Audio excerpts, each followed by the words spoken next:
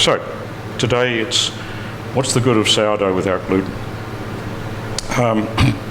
So you've already had my journey with gluten-free bread's been about 20 years, family members involved.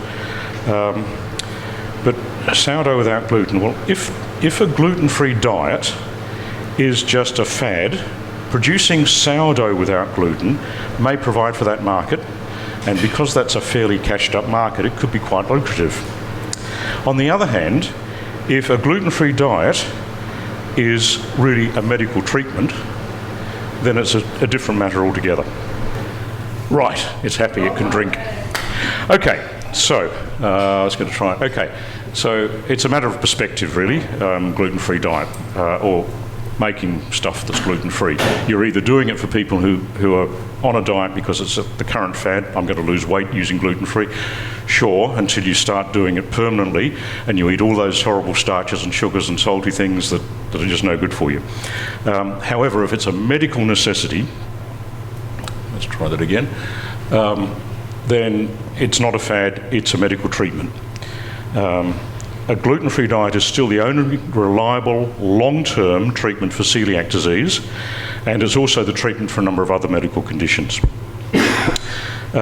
Removing gluten from the diet is not a cure, but it does limit the damage, the amount of damage that's done, and it may allow some degree of healing. Okay. I mean, it's quite interesting because not many people are producing food as a food thing, which is actually legally a medical treatment. It's a strange thing that we do. So, gluten can be a problem for some people, but haven't you heard that sourdough cures all of that? Sourdough makes bread safe. That there's this, it's a myth, sorry, it's a myth that goes around, and all I've got to say is, yeah, really? Really? Really? So, unfortunately, it's not true. So let me tell you a story. Some years ago, some researchers in Italy, I think it was the University of Bari in Italy, decided that from what they'd observed, gluten was degraded in sourdough bread and other sourdough products. So they did some really clever work and looked at a whole range of different sourdough products to find what the microbes were that were degrading the gluten. And what they found, I think they had about 40 different microbes that they identified could degrade gluten. So they then set to working out how to test it. And they prepared some dough. So this is just a technical paper, it's the header of it. They worked out the microbes, and then they set to work out how to make some bread using it. So, and it tells you, the paper goes into a lot of detail. I've got copies of the paper, or I've got it accessible on my phone if anybody is really interested. So they go through and they work out how to do it. They ferment the flour at 37 degrees for 48 hours, and then they dry it and they mill it so that that's the flour they're going to use to make the bread. Okay, so already it's a highly processed flour before they get to making the loaf of bread. And then they make the dough using xanthan gum to hold it all together, which is really ironical. I rather enjoy that bit because when we make gluten-free bread, we do need something to hold it together. So they'd managed to degrade the gluten enough in that wheat flour to need something to make it work again. So that's what they were doing. And the method was quite complicated. And what they ended up with, these are some of the on your screen, I'm seeing it up here. These are some of the microbes that they were using, and some of them might occur in your normal sourdough, like brevis and San Franciscensis. And of course, fresh yeast extract isn't going to be in your sourdough, but we know that a lot of people use that in other things. And then Aspergillus oryzae and Aspergillus niger. You might get Lactobacillus alimentaris in your wheat-based sourdough as well. But the last two on the list are from another field entirely. So what you get is something that looks a bit like a type 2 sourdough. It's a whole lot of microbes that have been brought together and some fresh yeast, and that's used to make sourdough bread. So what happened? There was a pilot study done, medical investigation, and it was really wide-ranging. They had eight candidates, and before the study finished, 2 dropped out. So they ended up, the study really was on the response of 6 people who were celiacs. Why celiacs would volunteer for a test like that? Yeah, Noni's rolling her eyes as well. We really don't know, because if you have celiac disease and you eat gluten, everybody responds differently. You can have some pretty awful reactions. And to put yourself through a thing like that over a number of weeks, yeah, I don't know. Yeah, it gets past me. Anyway, so the conclusion of the trial, showed that, whoops, oh, I've lost that one again. The study showed that a wheat flour fermented product having gluten completely removed from it, this is from their paper, is non-toxic for patients with celiac disease. Nevertheless, these foods should not be recommended to patients with celiac disease until a formal trial has been done. The study was heavily engineered using a highly processed product. It was not a craft or an artisanal sourdough, okay? We need to get that fixed in our minds. It was not the sort of sourdough that you might make in your bakeries. Despite extensive literature searches, I have not yet found any reference to a trial, a reliable trial, that identifies the safety of bioengineered wheat flour for celiacs. I know there are products available, but I've not found anything about a medical trial that proves that it is safe. What I did find was a study, I found a study that found that lactic acid bacteria was useful to clean up gluten-free dough. So if you're baking gluten-free dough in their particular factory and there was accidental contamination, then using certain lactic acid bacteria might be useful to clean it up. Noni, would you do that? No. No, it's too dodgy. There might be a way of cleaning up. Oh, sorry, so is DIY gluten-free sourdough safe in a regular bakery? I think I've probably answered that. You could probably answer that as well from hearing what I've said. No, forget about it. Is it okay to clean down my wheat and rye bakery to produce gluten-free bread before I start my normal work? It's an interesting question. Let's think about that. It really depends on you as a baker and you as a business owner. As a food producer, you know that you've got to comply with the law. If you sell a product and you're making a gluten-free claim about that product, by law, there must be no detectable gluten in that product. So you need to have a HACCP plan where you prove that you don't have that particular allergen in the product. And that would mean that you need to send off products occasionally to a lab, batch by batch, to get them tested. And you do in-house testing as well to make sure that you're still clean as far as you can. So in a regular bakery, that's probably not going to be something you want to introduce into your daily routine. And it's expensive. Last time I had some testing done, it was about $250 per test. I don't know. We'll talk about that later, what you pay, Noni. I'm sure the amount you do, you must get a discount rate. No, I don't think they do that, do they? Okay. So if you're making a gluten-free claim, there must be no detectable gluten. I put some stuff in a couple of years ago. I was looking at selling, and I'm still going to do it eventually, selling gluten-free starter, dried, ready to go. I've worked out some good processes for stabilising starters so that most of the time if you get a dried starter, it takes 4 days to get it up and running. Mine takes 2. And then I've got some other stuff I'll mention later, which is even better than that. And that's just authentic, genuine, no fancy stuff added to it sourdough. So, there is an option that you can use though, if we, there is an option that we can use if we don't want to go for gluten-free. We could say, I'll call it low gluten. That's another legal term in the food standards, and the trouble is if you want to go low gluten, you've also got to get that tested and prove that it's got no more than 20 parts per million. Yeah, same price for the tests, same amount of inconvenience. So to make a claim that the product is gluten-free, yep, you've got to satisfy the food standard. If you can't satisfy the food standard, is it worth risking your customers' health, your business, your bakery? That's a decision that you have to make. I'm not going to tell you what to do, but yeah, there's some of the facts involved, so you need to think about it. So here we go. So what's the good of sourdough without gluten?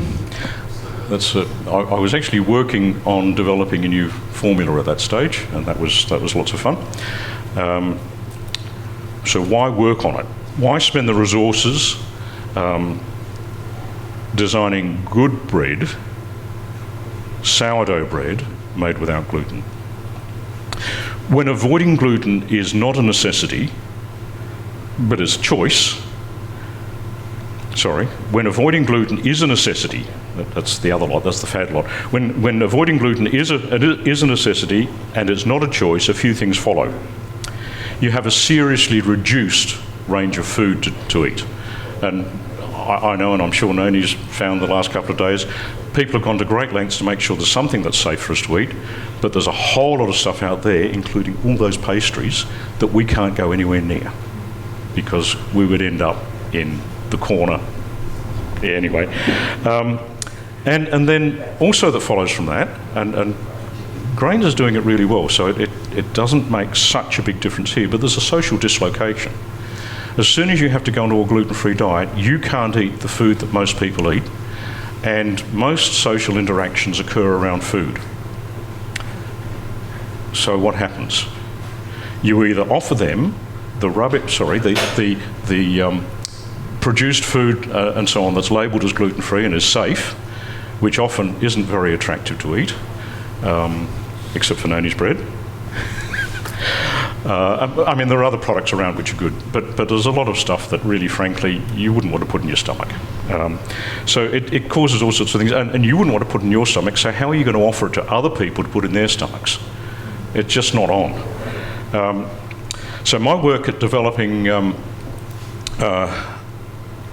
my work at developing good bread without gluten started because I love bread, and the stuff at that stage that was sold as gluten-free bread, it was appalling, frankly.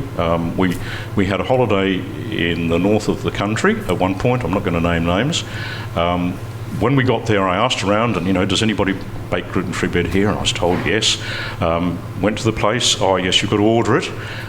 We'll call you when it's ready. And I got the phone call, went to pick it up, and I was presented with something, it was a bit smaller than that, and it was covered in foil, and it was solid because it was frozen. And when it defrosted, it fell apart. You can imagine how pleased I was. So then, shortly after I had my problem, my daughter had a similar diagnosis, and the issue of bread for school lunches, things like that, so that was one of the first things my wife and daughter came to me and said, look, can you make us something decent for school lunches? So we cracked that one. And then my daughter came to me one day and she said, oh Dad, next week I'm going to a barbecue with some friends. She said, if you could make me some hamburger buns, that'd be brilliant, because I can get stuff off the barbecue and put it in the hamburger bun and I'll be fine. And I thought, okay, there we go, let's have a look at that. So we got that cracked. And then one day she came to me and she said, Dad, she said, it's years since I've had a donut. Could you? I said, okay, I think maybe. And she said, oh, and by the way, it's got to be dairy-free at the moment as well. Right, but we cracked it. the formula for those donuts, and they are to die for donuts, is in there. Okay, so when I started with baker's yeast, then I moved to sourdough and to home milling. So I have a mill here, my trusty mock mill. Oh, okay, that's good. Ooh, it's not good. The steam has made them too slack. However, we'll keep going. Sorry, for those that came in a bit later, I've got two very sad-looking millet baguettes here, which I'm going to tell them now that they've got to cook or bake, and we'll see what happens. Whoops! Slow down. We'll see what happens next. That.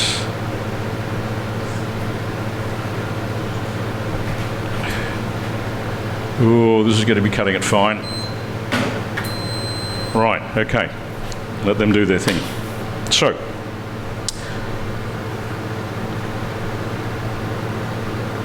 yep, move to home milling. So, anyway, sourdough. So if you take a handful of seeds, there's some buckwheat seeds here. This crowd, I use theirs. I know from experience that it's okay because they were local farmers near where I lived, and I used to go up and visit them, and I went through all their processes, but they will not certify it as gluten-free. Okay, so it's nice buckwheat. If you don't have to worry about gluten, Kindred Organics buckwheat, very good. So if you take a handful of seeds and you soak them in some water, they'll sprout and grow, they germinate. If you mill them first, they're not going to germinate, but then you can start making your sourdough, and we all know that. So when I'm going to make a sourdough starter from scratch, I get the seeds I want, I mill them, and then I start the process. And how many sourdoughs do you keep in your bakery? Anybody keep more than 2? Okay, and more than 3? No? Does anybody know someone that keeps more than 3? Good, okay. 4? 5? Oh, okay, so here's 5 of mine. Not all of mine, but 5. These are my liquid starters. And this is one of my solid starters. Okay, can we see that? Can we get a... Hang on, I'll get it right up to the camera. Is that... Oh, sorry. Right. And I'll just turn it around because you'll see some cracks in the surface, more obvious on that side. When the surface of it cracks, I know that it's ready to use. Okay? Right. So that's my S3 starter, or one of them. It's a S3 is a special solid state starter. No, that says 4, but anyway, solid state starter. I know that in the bread world we call them stiff starters. I've been in a business accelerator group for the last couple of years, and when I started talking about stiff starters, they all got the giggles, and I couldn't work out why, because I knew it as a stiff starter. But anyway, that's another story. So I keep a whole lot of different starters because I use different starters for different things. If you look at the book, you'll find that as you move through the different formulas, there are different starters used. My thinking here is I use the starter that's going to work best with the flour and the dough to give the best flavour profile. Okay? Simple as that. I'm not sure where I'm up to in the slides. The handful of seeds. Sorry? Oh, okay. If you like, you can come and pass them around. There's millet, teff, buckwheat, quinoa, brown rice, and then this one is a combination of millet, buckwheat and quinoa. Okay, and that was a special one that I designed and made because I wanted to make panettone. And our Italian friends in the audience are going to say, what? Gluten-free? And I know that it's done you can take the lids off. I'm not going to take those starters home. So, take the lid off that one. Yeah, that's all right. People can fiddle with that as well. I'm not going to take them home. I'll either ditch them, or if anybody wants them, they're welcome to take one at the end of the session. And having said that, I know there are 4 people, not all here, who I promised a little chunk of the solid state starter. Because to make that, you've got to make 3 other starters first. Okay, and I'll talk a little bit more about the solid state later. So, do you make this for a single use thing? Sorry? Do you make this for a single use? Are you making No, that one's from a mother that I've got at home, and oh look, I'm going to take a risky path and not follow the slides and the script, and I'll talk about that. And in fact, I'm happy to keep doing that if people have got some good questions. We can explore the questions rather than just hear what I've decided you've got to hear. Okay, so the solid state starter is made from buckwheat, millet and quinoa. 3 starters with qualities that I wanted to bring together that I thought would work as a solid starter. One of the wonderful qualities, which I didn't learn until after GrAiNZ 19, and that was because I took some with me and I was on a road trip for 3 weeks and it was in the back of the car, and I got home and I hadn't used it, and I looked at it and I thought, this stuff looks good. I thought, I wonder if I can bake with it. So I took some out and baked with it, and it made an acceptable loaf. It wasn't brilliant, but, it was 3 weeks since it had been refreshed, or 4 weeks, but it was good. It was an acceptable loaf. So I should keep going through and see if I can find. Okay, yeah, things don't always go right. Anyway, so that made an acceptable loaf. What I then started doing was keeping some of it on the bench instead of in the fridge. And I found that I can keep it on the bench for a couple of months without refreshing it. I tried putting it into a cooler and cooling it down just to about 15, 16 degrees. And I had some in there for 6 months before something interesting happened, but I'll try and remember to come back to the interesting thing later. So the solid state starters I found, and particularly this mix, are really, really, really special and very, very useful and quite powerful. I've got, this is a buckwheat country loaf. I forgot to get a knife and a board. Anyway, shall I? Yeah, if you could do that, that'd be great. It's a buckwheat country loaf, and it uses the solid state starter. I made a leaven with the solid state starter and the other night, and baked this one last night. So anyway, yep. So that's that. So the solid state starter is pretty special. I developed it, wrote about it in the book. The full explanation of how to do it's in the book, and there are a number of formulas in the book that use it, like the panettone, the cinnamon scrolls, the pizza. It's quite useful in all sorts of settings. So yeah, okay. Yeah, so I'll just pick up some slides from time to time. Everything doesn't work properly sometimes. So that's a loaf where it was overproved. It came out, it looked superb. It looked really, really good. When I started cutting it, I thought something's not quite right. And when I cut through, so this was overproved. And what happens, and I'm sure there are similar things in regular dough, but I haven't explored that much myself. But with a gluten-free sourdough or a gluten-free bread, if the dough's not strong enough, if the crumb structure's not strong enough, and you overprove it, when you get to that sort of temperature range in the bake, where malting is happening, then, or where malting normally happens when you're malting seeds, then it just malts. And you get this thick, sweet layer in the bottom of the loaf, and this beautiful arch and the wonderful, extraordinary looking cave.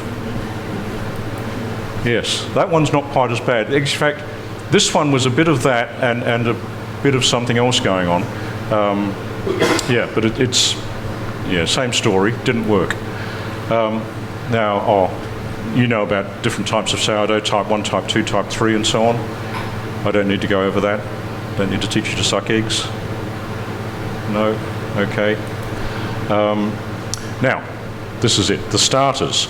So these are some of the qualities I find in the starters. So millet tends to be, and sorghum as well, tends to be fruity, yeasty, not unlike beer.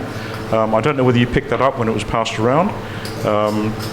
Quinoa, nutty, earthy, and some fruity overtones. Brown rice tends to be fruity, and at some stages it's not unlike a sweet wine or a table wine, perhaps a Chardonnay. Not a really sweet wine, but a nice light wine. Buckwheat tends to be slightly sweet, grassy, with strong earthy tones. Teff tends to be slightly earthy, chocolate overtones, especially brown teff. There you go. So the characteristics of those come from the flour as well as from the microbes. Now, wonderful, thank you. Great. So the microbes, how many people have had the privilege, it's all right, have the privilege of having had their starter analysed? Okay. So later today, Kate Howell from Melbourne Uni, Associate Professor, is going to be mentioning some of my starters that she analysed a few years ago. So I know the main bugs that are in my starters, in all of those. And that was a lot of fun seeing that. Goodness me, hang on. What I didn't do this morning was silence the beast. Go away. Aircraft mode. Sorry about that. Where was I? The starters, yeah. So I know what's in them.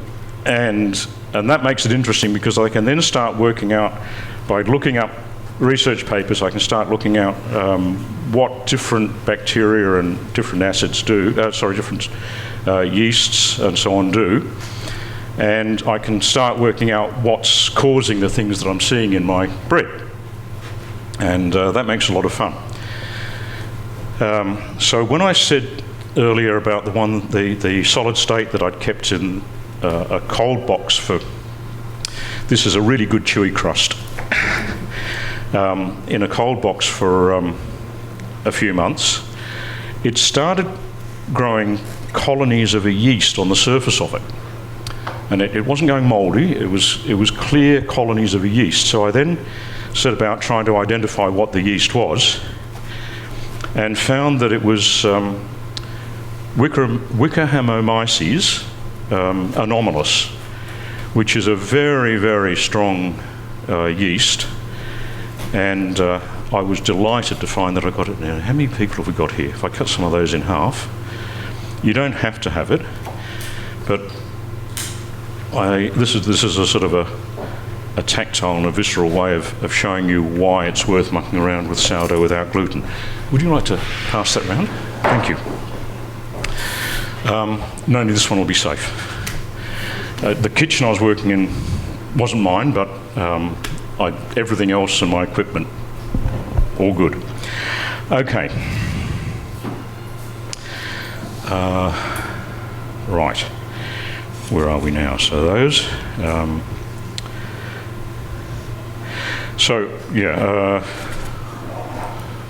are we? Okay, there's the table of the different ones. So there's the starters down the side. Sorry, I'm waving at this screen, you're looking at that screen. Starters down the side, the microbes across the top. A couple of things they found were interesting is that some of the microbes that I've got are common in sourdoughs. So Saccharomyces cerevisiae, no surprises there. Lactobacillus brevis, that's a very common one, and Plantarum's also very common. However, there was also 3 yeasts that are not common, Wickerhamomyces anomalous, apparently Belgian starters often have that in them. I don't know why. Might be something to do with where their wheat's grown or something else that happens there. And the Subpellicosa, I haven't found any mention of any other starter anywhere that uses that, but it's a yeast that's related to anomalous, to Wickerhamomyces anomalous. And then the other thing that surprised them was that both the brown rice and the millet had Gluconobacter oxidans and acetic acid bacteria. Now, I found that really interesting when the Dunn Laboratory papers came out about their worldwide study of sourdoughs, because they identified acetic acid bacteria as a thing which is understudied in sourdoughs and should be studied more because it actually contributes to a lot of the flavours. There you go. So yeah, so that's what I've got in mine, and when I then, because of the qualities that I could identify, just organoleptic qualities in those starters, and I pulled them together to make the solid state starter, I now know that I've pulled together some of those guys, but I don't know yet which ones have survived in that mix. Whether they've all survived or only one or two have survived, I don't know. Because every time you change the feed of a starter, you change what's going on. And some of the bugs will like it and some of them won't. Some of them will sort of huddle up and say, I'm not going to play games, and some of them will just curl over and die, and others. So if you had the Wyckeromyces, it might say, I'm the boss of this place, I'm going to get rid of you lot. Because Wyckeromyces anomalus is also known as a killer yeast. It'll clean up areas quite nicely. So that's a handy one to have in a gluten-free starter. And yeah, anyway, so there you go. Did you say this is 100% buckwheat? No, that one's 72% buckwheat, and it also has some tapioca starch in it. Okay. I do 100% buckwheat. You don't get it quite as open as that with 100%, but you can get some, quite good crumb. Getting the openness and so on all comes down to time, and the same as with any bread. How good your starter is, the time and all that sort of thing, and how good you are at doing it and managing it. Yep. I was going to say, I will. And it'd be a bit of a brag to say that I did that in a strange location, a strange kitchen, just using my gear, miles from home, miles from my normal bakery and everything else, and it still came out reasonable. Good, thank you. Right, so yeah, so that one, and I'll come to this, there'll be a slide later of labels of some bread kits that I've developed, sourdough. Yeah, I'll talk about that now. These can forget about it, the notes. Because I'm going to run out of time soon as well. So I've developed a number of other starters or ferments that I use. So one of them is a honey ferment. So I take a good wild raw honey, unheated of course, and I add by weight the same amount of water as honey, and I just leave it and let it ferment, and that becomes a brilliant starter. Liquid starter, so sometimes I'll just make up a huge amount of the liquid. I just keep refreshing that as well. I can keep it going for some time. Because I don't want to bake with it all the time, I eventually use it up and then make another one when I need it next. But I can use that as the whole liquid in a dough or just as part of the liquid in a dough. And it's very, very active. I gave some to a guy I was on holidays and he was in a bakery somewhere else in the world, and I gave him a little sample of it and took it home, and he sent me a video of when he'd refreshed it. It blew the top off, and it was lots of fun. So there's that one. I've got another one that I played around with yet. I've probably got to make a new original batch, and it's one I picked up reading something somewhere, where I think it was a French baker would take honey and rye and mix them into a really thick mass and leave it for 6 weeks and then come back and dilute it and make a starter. So I thought, well, I can't use rye, so I'll try buckwheat. And it does a good job. It's really interesting, but I haven't written up anything on that yet. It's just something that I've been playing with. And the other thing that I'm playing with at the moment, and I don't remember whether there's a photo in here. Yeah. Oh, so if I just run through those, so that's the table. This is what each of them have got. So I'll just slowly go through that so you can see.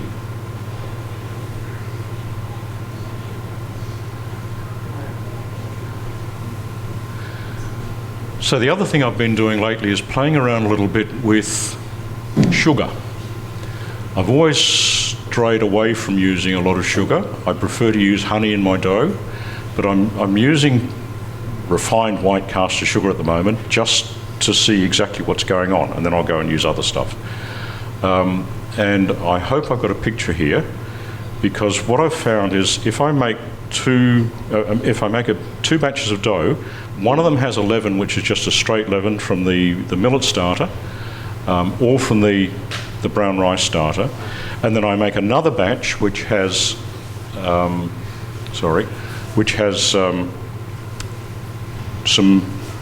refined sugar added to it at around about, so in the starter mix, if I've got 40 grams of flour, I've got 20 grams of sugar. And I've just plucked that number at the moment to work with it. When I get to the final loaf, I get a 15% increase in volume. So in a little loaf, I used, so there's, 200 grams of flour, so it was a 10%, 10% by bakers of sugar added in the leaven. But by the time you get to the final loaf, there's not sugar there anymore. The bacteria have converted that to dextran, which is what happens when you're doing panettone. You put all these sugars in and you get dextran, which helps to get that really extensible and wonderful dough that has all the bubbles in it. And that's what the sugar's doing here. It's converting to dextran, or being converted to dextran by the starters, by the bacteria. And I found that I could get with one particular mix, I got a 15% increase in loaf volume just by adding 20 grams of sugar at the beginning of the whole process, not in the main dough. So anyway, so that's that. I may have a picture somewhere that... A quick question about what's identified. Are those are the main yeasts?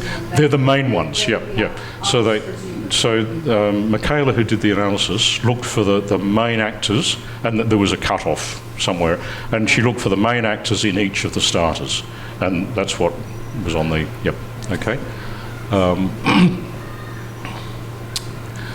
I guess there could be a whole lot of different things come out of that, I don't know. It's too early to see, but Kate Howell may say some things later today. So, a few essentials in terms of doing what I'm doing. Flour should be as fresh as possible, preferably whole grain and whole seed. I mill all my own where I can. Sometimes I want to use something that I can't get as a flour, but if I want to use chickpea flour or red lentil flour or something, it goes through the mill. Some things like brown rice occasionally might be a little bit, or rice occasionally might be a little bit hard, so I do a 2-pass. With the mock mill, I had another mill previously, but with the mock mill I found I can mill it on half half coarseness, and then take it right down to fine. I don't have to sift anything, I just pour it back through and it comes out beautifully. And even when I make my chestnut flour, recipe for chestnut flour in the book, the final part of the process is to mill it. So I bake it or crumble it and dry it and then mill it. Yep. Okay, I'm just trying to think what else that I need to cover. So there was a few essentials, a few cautions. Obviously, if you're baking gluten-free, you've just got to avoid gluten contamination.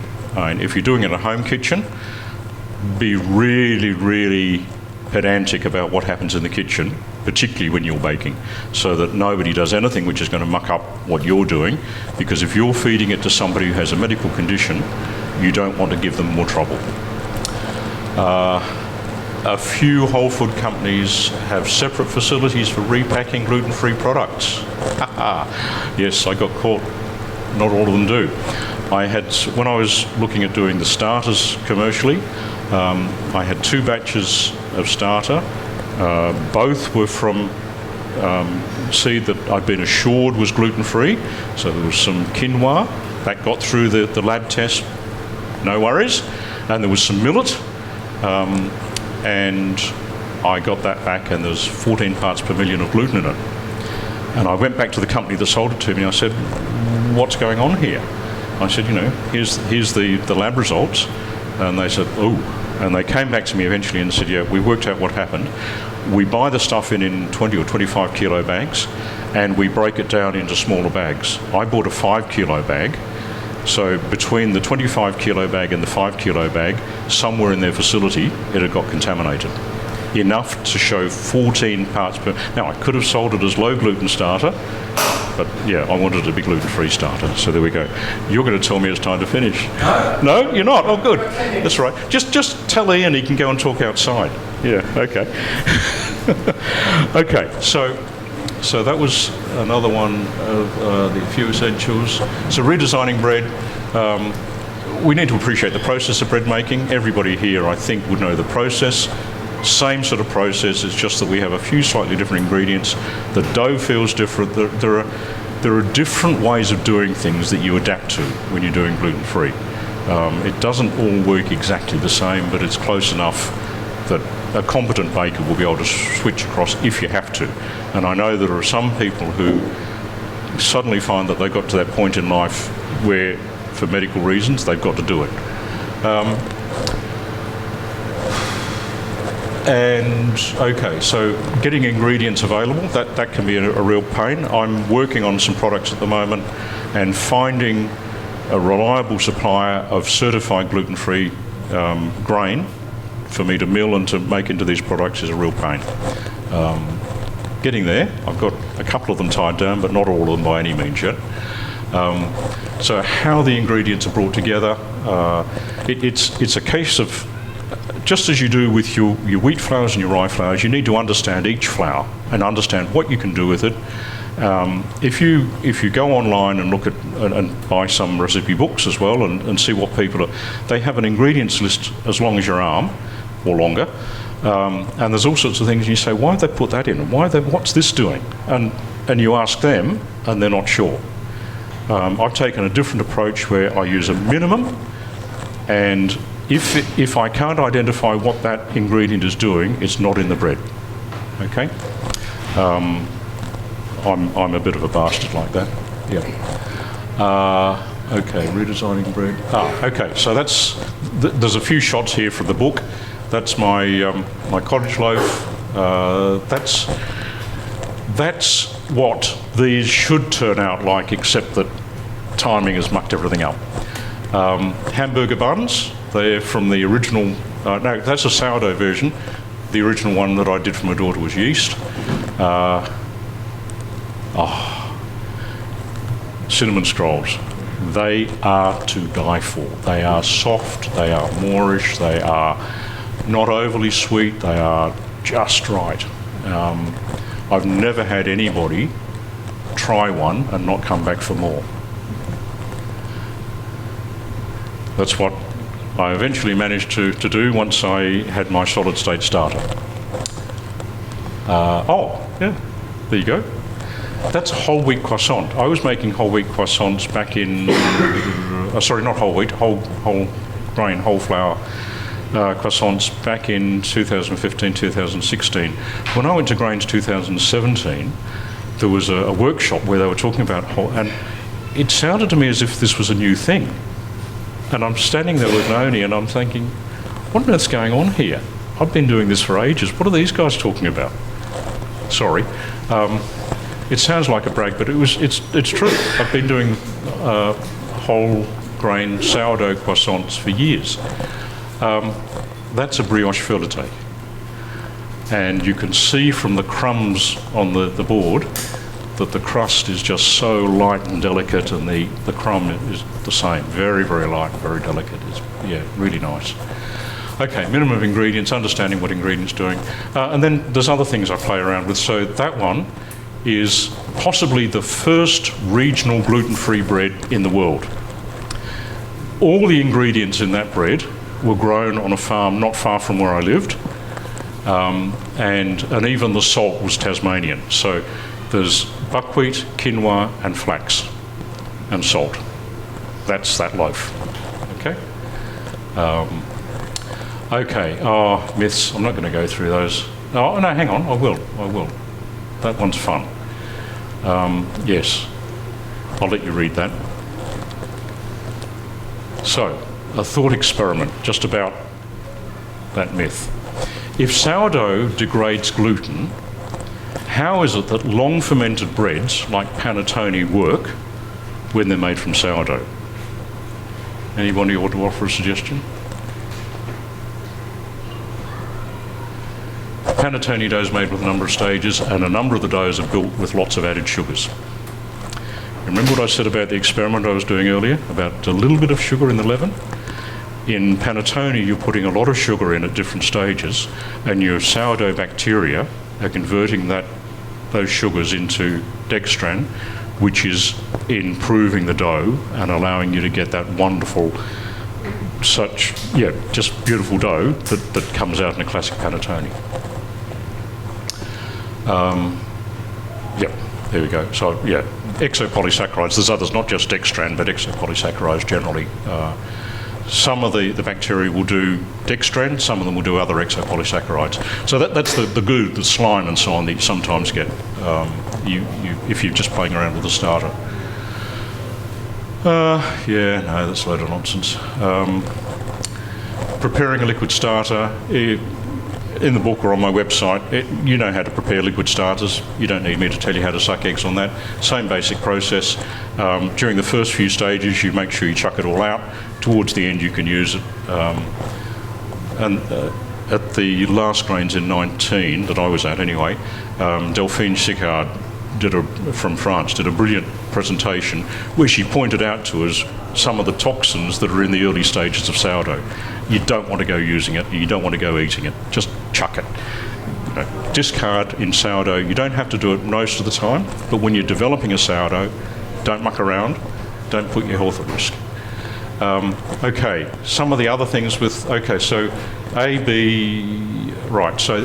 the A, hang on, just let me make sure I've got the right information, that's a buckwheat starter, and that's a micrograph or a micro photo. Buckwheat is really interesting because it's a very unaffected starter. You look at it and you think nothing's happening here. You smell it and you think, something is happening here. It can look as if there's hardly anything happening. You look really closely and you can see pinhole-sized bubbles. That shows you that it's working. And once it hits the oven, though, it's a different story. It becomes quite expressive and it does a good job. So in my 100% buckwheat loaves, there's a buckwheat and caraway loaf in the book. It works on a buckwheat starter. You get a beautiful big loaf, and it's nice and open crumb buckwheat. It doesn't show up so well on the screen. If you saw the jar of BW starter, you notice that there's two different colours there. Buckwheat has this strange thing that happens. There's what's it called? Anthocyanins. Is that the word? Anthocyanins? Anyway, it's a chemical in the flour that expresses as a red on the surface, so it must be oxidising, just at the surface at some levels of acidity and warmth. So you just get this film of red across it, and it sort of climbs up the walls, and that's as far as it goes. And people freak out when they see that, but you don't need to worry. You just mix it back in and keep going. So that's that one. And this one's really fun. People in online bread groups freak out if they get what they call calm yeast on their sourdough. Calm yeast is actually, it's an expression of the yeast. Some yeasts, and particularly this one I think, that's causing this is Pichia fermentans, and they produce those exopolysaccharides. Certain conditions, they'll come to the top, particularly if the starter's a bit loose and a bit wet, and then you get this bloom of yeast across the top, and these beautiful folded patterns and so on in the top. You can either mix it in or just scoop it off and keep going. Not a problem. So there's the team. So the BWN and the BWO, there's the old one, my original one, where I was using buckwheat from China and anywhere else I could get it from. And then the N is this stuff that only came from Kindred in Tasmania. And if I went back to the analysis, just a slight difference in what bugs are in one compared with the other one. There they all are again. What was that? Yep, we've already said that. We've said that. Oh, so the solid state starter, that's it, ready to go for a bath, preparing to make the panettone, because you want to wash the acids out the same as you do with regular solid state starter for panettone. I don't use a sugar bath though. So, but to stop it falling apart, I wrap it in some butter muslin, put it in the bath, and when it's ready, it floats. So I've talked about some of the benefits earlier. Room temperature, it's a general purpose, good general purpose starter, and there's some of the things that I use it in: panettone, brioche, and croissants. Bee balm, I mentioned that. There might be brioche, bee balm, buns. Oh, okay. Yep. So I stuff this. However, I'll work out a way of making some of it available to taste. It'll taste all right, even though it looks like rubbish. Yep. What else? Oh, that's another croissant. It's not so that's 100% buckwheat croissant, and instead of using sourdough starter on that, I use water kefir to make the leaven. Again, in the book. Oh, and this is the test I've been playing with recently.